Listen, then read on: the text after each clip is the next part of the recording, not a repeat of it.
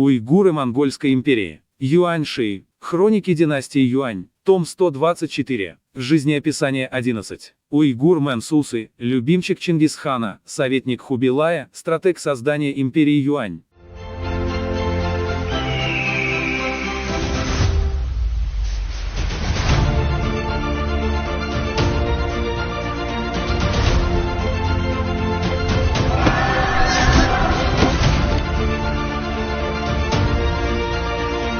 Мэнсусы был уйгуром. Его семья из поколения в поколение проживала в Бишбалыке, на землях древнего Турфана Бейтинду-Хуфу. В детстве он обладал необычными качествами, к 15 годам полностью овладел уйгурской письменностью своей страны. Чингисхан Тайцезу, услышав о нем, вызвал его ко двору. При первой же встрече очень обрадовался и сказал: «У этого отрока в глазах огонь, в будущем он принесет большую пользу». Он передал его своему сыну Талуюжу Ицезону и поручил контролировать налоги земель императрицы Сархахтани-Бики. Затем он служил Хубилаю Шицезу, когда тот был еще князем, заслужив все большее доверие. После смерти императора Мунка Сянь-Цезуна Мэнсусы сказал Хубилаю: «Священный престол не может долго пустовать. Из прямых внуков Чингисхана вы, князь, старше всех и мудрый. Вам надлежит немедленно занять императорский трон». Князья Тачар, Юсунге, Кадан и другие согласились с его словами. После вступления на престол Хубилай стал относиться к Мэнсусы еще более благосклонно. Во время похода на юг против царства Сун, Мэнсусы и его приближенный сановник Бужир служили судьями. Когда князь Арик Буга поднял мятеж и стороны противостояли друг другу в пустыне Гоби, у Бужира появились намерения измены. Мэнсусы, узнав об этом, доложил императору о необходимости перемещения Бужира в Пекин-Чжунду и лично сопровождал его туда под стражей. Император счел Мэнсусы преданным.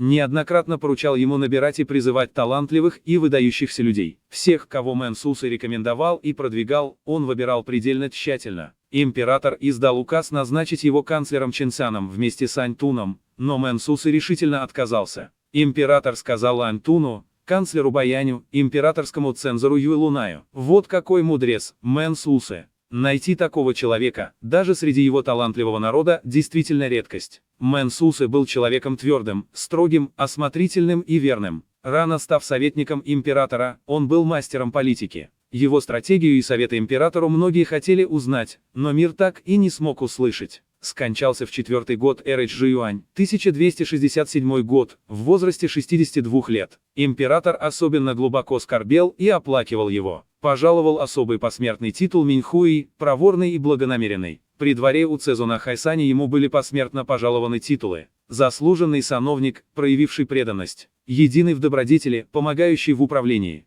Тайши великий наставник; Кайфуи Тунсаньсе, открывший дворец с 3 оправами; Шинчжуджуа, старший столб государства. А также посмертно пожаловали титул Удуван, князь Уду, и посмертное имя Чжи Минь, мудрый и проворный. У него было 9 сыновей, многие достигли высоких постов.